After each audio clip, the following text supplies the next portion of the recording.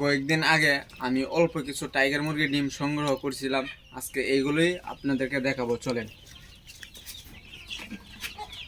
এই যে এগুলো হয়েছে আমার টাইগার মুরগির ডিম।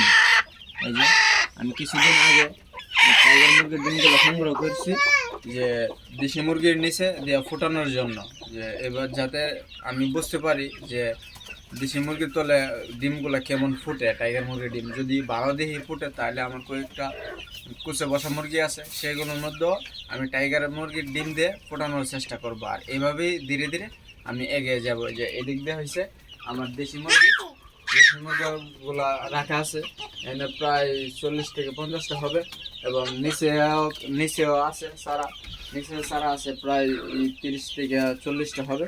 আমার আরও ওই পাশে আরও দেশি মুরগিগুলো আছে। মানে এভাবে আমি এগিয়ে যাইতেছি। সবাই আমার জন্য দোয়া করবেন এবং ভিডিওটা অবশ্যই লাইক এবং চ্যানেলটি সাবস্ক্রাইব করে পাশে থাকবেন নিত্য নতুন ভিডিও পেতে। ধন্যবাদ।